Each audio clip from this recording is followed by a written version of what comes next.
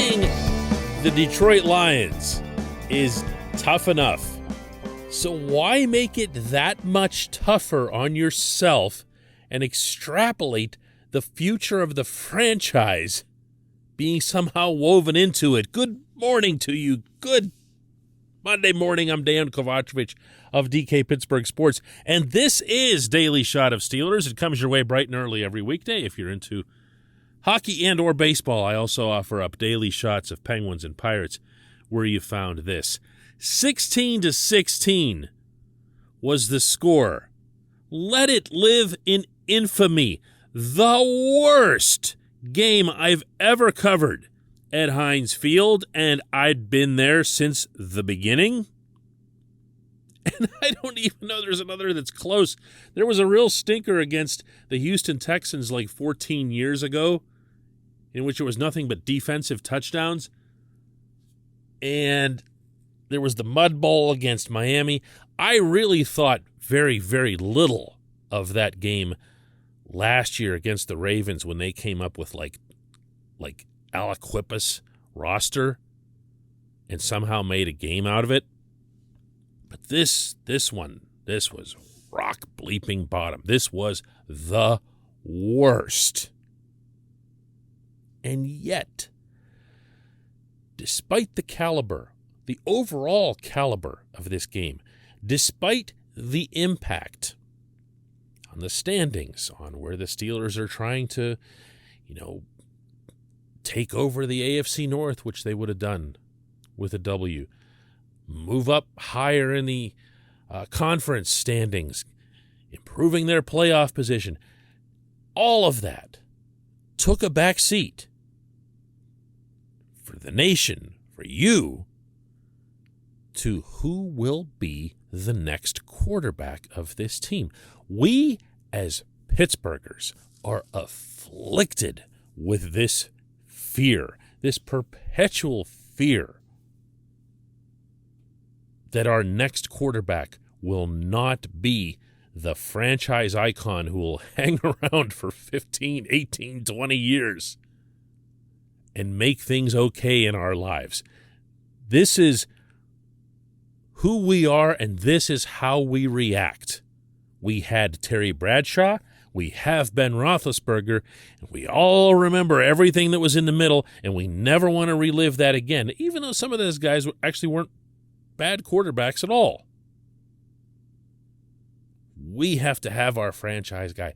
We are obsessed with it. We talk about it nonstop. We analyze every little thing that's related to every quarterback move around the NFL, every potential draft pick, every college kid. Now they're even watching the local college team and their quarterback and projecting him onto the Steelers roster. I'm talking about Kenny Pickett at Pitt. And that it's crazy. It's crazy. There's no subject, not even wins and losses in the regular season, that supersedes this. So when Mason Rudolph started off really well yesterday, which he did, put up some terrific passes, finished a nice, healthy drive with a touchdown to his old buddy James Washington from college. Great stuff. Great stuff. This is it. Mason's making his push. Hey, all you Mason haters, it went on social media. Here he is. Well, also, the Steelers took the lead in a football game, but that didn't matter. So the game goes on. Mason starts throwing these curiously soft sideline patterns. And later on, he would start throwing bullets to guys that were like 8 feet away that were completely uncatchable balls. So he had a tough time with the read. Maybe he had a tough time with the weather. He kind of semi-acknowledged the latter, but he was being really careful about excuses. But it turned out to be, basically a Mason Rudolph outing, which is you see some stuff, you like some stuff, you see other stuff that you don't like, and you wonder why he can't put it all together. And more significantly, you wonder whether or not he's gotten the chance. That's where you always are with Mason. It's been 4 years, but it's only been in counting this one, 10 total starts. He went 30 of 50 for 242 yards, the touchdown that I mentioned, and 1 interception. He didn't blow anybody away. Mike Tomlin said afterward that he felt that Mason did a good enough job and gave the Steelers a chance to win. That's actually an incontrovertible point on the head coach's part. He's completely correct because Mason led not one, but 2 drives that should have won the game in overtime. The first ending in a fumble by Deontay Johnson, the other ending in a fumble by Pat Freiermuth with just a couple of seconds left. And if either of those had resulted in the obligatory Chris Boswell winning kick, we'd all be saying some pretty nice things about Mason today. None of that was his fault. Obviously. Very obviously. But the entire event still ends up being and feeling like a referendum on the next quarterback. This portion of Daily Shot of Steelers is brought to you by Point Park University. Choose from nearly 100 career-focused programs leading to bachelor's, master's, and doctoral degrees. Choose when and how you prefer to do that studying, whether it's at Point Park's gorgeous downtown Pittsburgh campus, whether it's online, maybe a flexible hybrid format would work best for you. Find out more at pointpark.edu. Mason, for what it's worth, carried himself with his typical calm and class after the game, said all the right things. He has a good, honest feel about when he speaks with you. Normally, when you would ask a backup quarterback something about how much it meant to them to get a chance to start or whatever, they just say, that doesn't matter, I'm here for the team, or whatever else. And he gave, I thought, a pretty straightforward answer on this. No, I'm so much more comfortable out there. I'm comfortable with Coach Canada and our offense, and the young players on our offensive line, and we just gel well as a unit. Those are my friends, those are my brothers. We enjoy each other's company, and there's a level of experience that you have. Experience is the best teacher, and these opportunities don't come around often. So obviously was excited to get it, and we got to make more plays to get in the win call. So he sees himself as an NFL starting quarterback. I'm not telling you anything that he hasn't already said himself. And he carries himself that way. He conducts himself that way. And he's also the only quarterback on the depth chart, including Ben Roethlisberger, who is signed by the Steelers to be here again next year. Will he be the starter? I don't believe so. Will this performance have had any influence in that regard? I really don't think so. And I'm not going to be able to say that with the same level of confidence as the first question, because everything counts. When you're out there and you heard Mason just there use the word opportunity, when you have that opportunity, you've got to seize it. You've got to grab it by the neck, And if it's unfair, if it comes at you on a Saturday night at 8 p.m., which is, by the way, when some of the players were telling us after the game that they found out about Ben's status, and you hadn't mentally been prepared all week long to face the Detroit Lions in a home game and such weather, and really, really applying yourself to the studies as if you could envision taking the opening snap and all snaps of that game the next day. I mean, dude, that's the life you chose, You had a pretty good idea of what you were getting into when you were drafted by the Steelers, and here you are 4 years later, still living it. So when you have this chance to go onto the football field and make an impact and make an impression, you got to do it, and you got to do it the whole way through. That meant, first and foremost, winning the game. Didn't happen. As I went over, not entirely his fault. You've got to make that pass to Ray McLeod that bounced in front of him in the end zone. Yes, the play calling and selection were awful. That's Matt Canada's fault, even though Tomlin tried to kind of lay that on Rudolph by pointing out that it was an RPO, meaning run-pass option, and as if to suggest that they could have gotten out of that if only Rudolph had suggested they'd run, which they couldn't have because Detroit put the entire house up at the line to stop Najee Harris, as the Lions themselves would acknowledge afterward. But you got to get a touchdown there. You've got to win the game. And actually, I'll go a step further. You've got to make yourself so invaluable that you leave the team no chance of ignoring you. You leave them no choice but to cringe like crazy at going back to Ben, even if it's just completely certain that Ben would be the quarterback the following week. That's ultimately on you as the backup quarterback in that spot. And that's where my sympathy for Mason cuts off.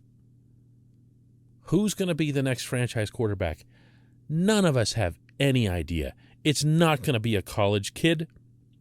It might not be a true franchise quarterback. It might be what, most of the other 31 NFL teams do, which is they just go find a guy, It could be a free agent. It's somebody else's guy, somebody who didn't fit with another system. That's way more likely to me than some dramatic drafting of the local kid or anything like that. Mike Tomlin's going to want a veteran. He's going to want a veteran. And as a result, he's going to get one. And Mason Rudolph is going to end up being that veteran's backup. When we come back, just one question.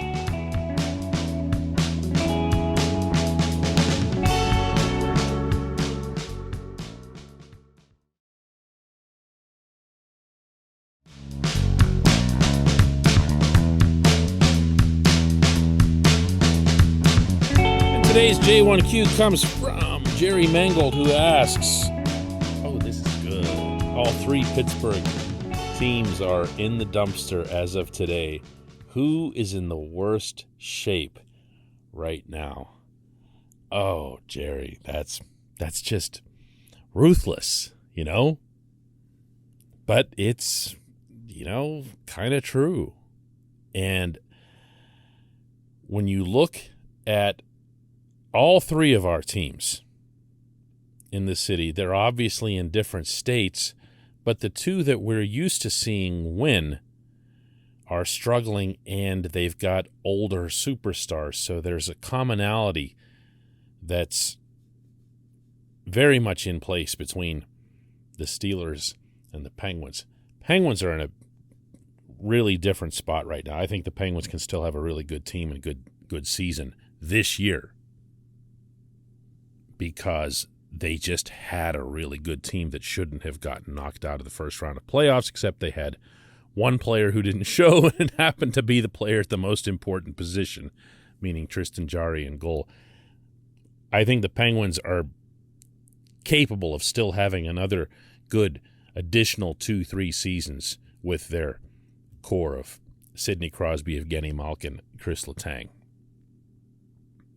I look at the Pirates always in a very different prism, as everyone should, principally because there's no salary cap. So they're playing an unfair game. Even if Bob Nutting wasn't a cheapskate, and even if he did spend everything that he could on payroll, you'd still be looking at a payroll that would be in the bottom 10 of baseball.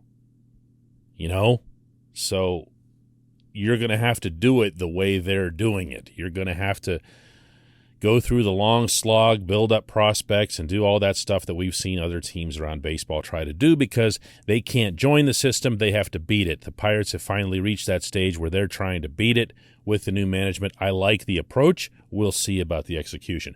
As far as the Steelers, man, this is different, okay?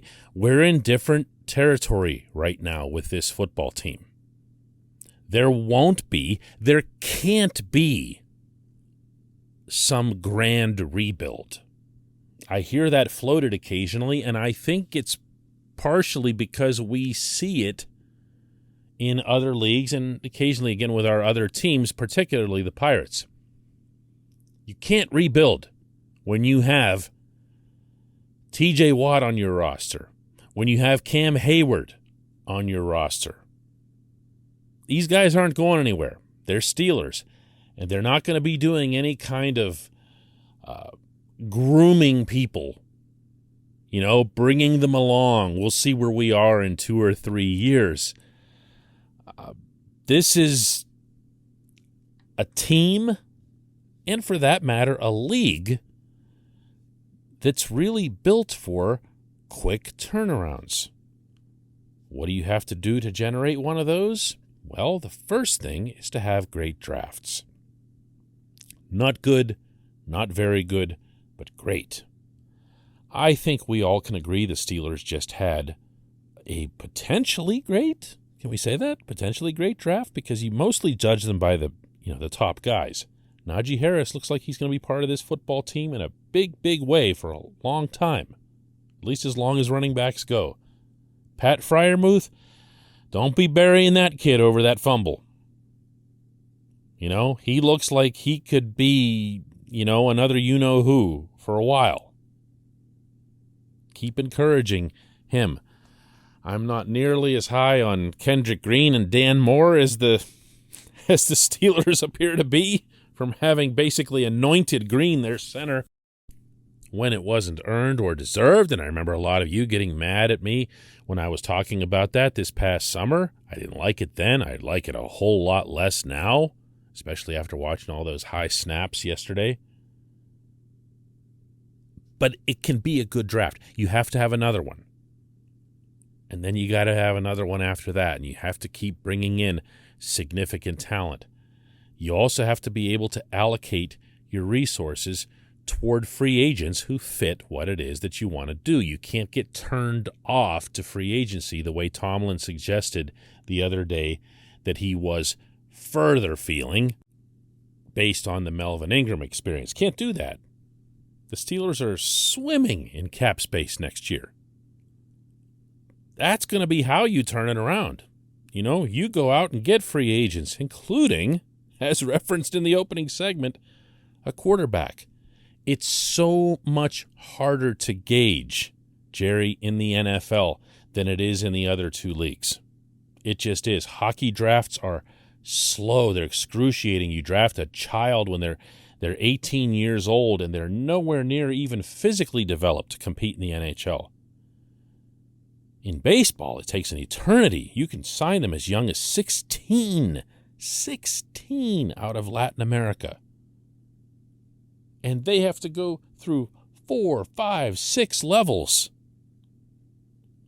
to get to PNC Park. That's impossible to project. And yet the Steelers are the hardest to predict because you don't know from season to season how active, how aggressive they can or will be. I'll say it again. You have TJ Watt. You have Cam Hayward. Now you have Najee Harris. And if Minkah Fitzpatrick ever decides to get good again, you have him too. You have people there. You just need to supplement them. And with every passing game that we're watching, it looks like you have to supplement them more and more. I appreciate the question, Jerry. I appreciate everybody listening to Daily Shot of Steelers. Maybe let's do this again tomorrow with clearer heads, all right?